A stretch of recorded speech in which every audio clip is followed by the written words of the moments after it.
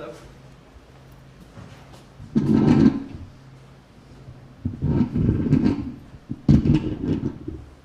We good?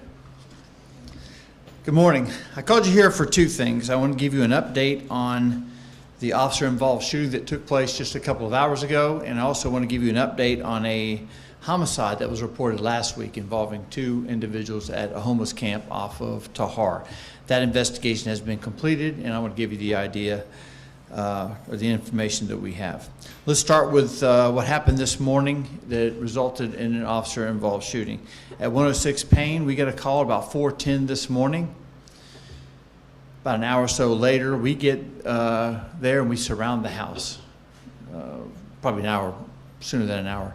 We knock on the door and a woman comes out. She runs from the door, leaving a male inside there, and she claims that that male has a firearm inside.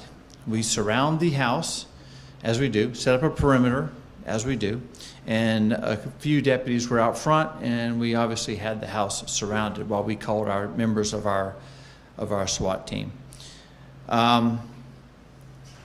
We tried and we tried. We talked to him. We heard, on the bullhorn, we tried to get him to come out.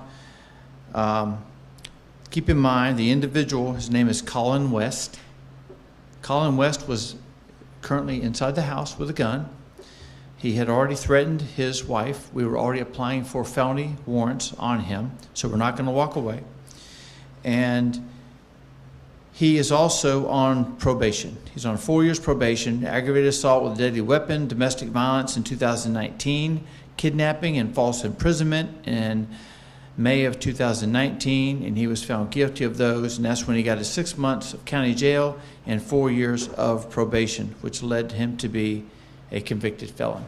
At some time, he decides that it's a good idea to not heed our demands, our warnings for him to come out with his hands up. He decides to open the door, and he decides to come out with a handgun in his hand.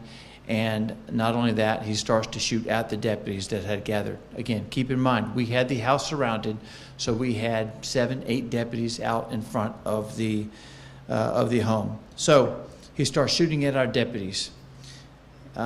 Here's the deal. When you come outside with a gun in your hand, start shooting at us, you get what you get, and that's dead. When someone shoots at you, there's not much time for dialogue. There's not much time for diagnosis. We tried that. We tried that for about an hour, and he refused to come out. Again, he has a history of this.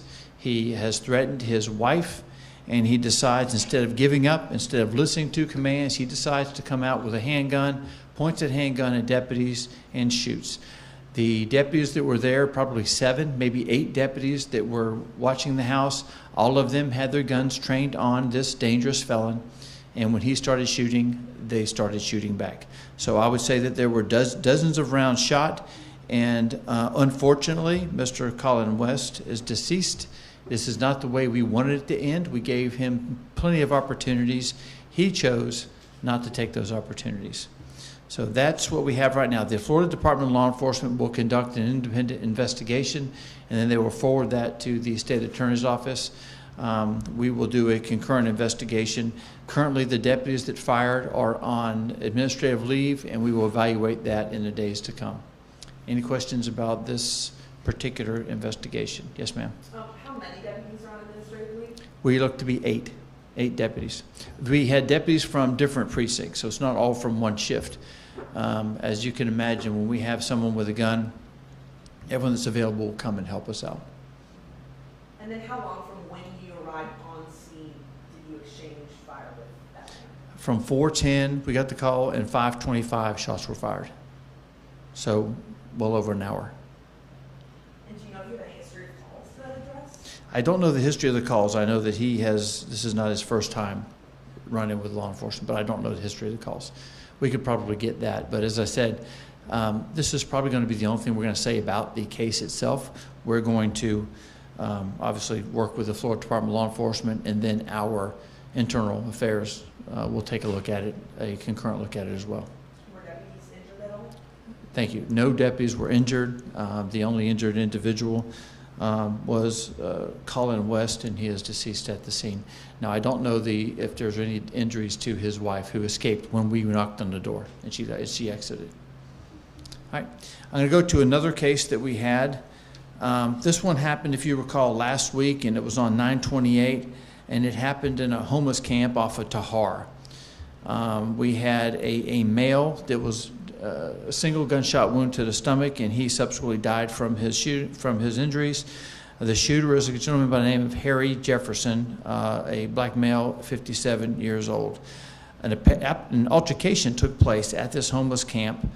The deceased male was beating and cutting his girlfriend. Another transient seen this. She went to go get a gentleman by the name of Harry Jefferson. Harry Jefferson comes up there, and he's to try to talk to him. He refuses to talk. In fact, he pulls a knife on Harry Jefferson. Pulled a knife on Harry Jefferson. Harry Jefferson felt like his life was in danger, or the lives of others were in danger, and he fires a single round at Mr. Lorenzo Carstafan. And that gunshot, single gunshot, he was transported, but that single gunshot ultimately led to the death of Mr. Lorenzo Carstafan. Harry left the scene when Carstafan was transported, and he succumbed to those injuries, as I said.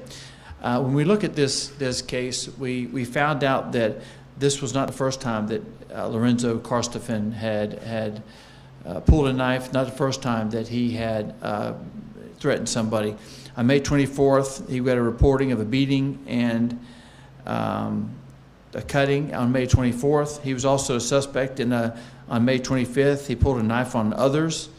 On July the 2nd, he pulled a knife at a McDonald's patron, and he was subsequently arrested. That's 3 in the last couple of months. And then on the 7th, he held his girlfriend at knife point. And on the date of the shooting, his girlfriend suffered bruises, lacerations, before she was able to escape, and before Harry Jefferson was called to aid. So based on the evidence and the witness testimonies, we believe that Carstafan was the aggressor. He beat his girlfriend, he cut his girlfriend, and then he pulled a knife on Jefferson when Jefferson tried to come to her aid. And as I have said repeatedly, you can protect yourself and others in Escambia County, and we find this investigation, the use of force, to be justified, and we have no intention of bringing charges against Mr. Jefferson. Any questions about that case? That's what I thought. So we have 2 cases that we're going to end up clearing today. One will take a little bit longer. And I just want to say that none of our deputies were injured in the first or the second situation. And it is, again, been found that in regards to Carstafan, the use of force against him was justified, and there will be no charges there. So thank you all. Yes, ma'am. One more quick question. Do you have an age for the man killed in the officer Paul shooting? Do I have an age? 32-ish? 36. The age for the gentleman that was killed in the officer-involved shooting is 36. All right. Thank you all very much for coming, and it's important for us to make sure that we get the information out as quickly as we can. We will likely not have more information because we're turning everything over to the Florida Department of Law Enforcement, who will review many of the in-car cameras, many of the in-body cameras as well. So thank you all very much.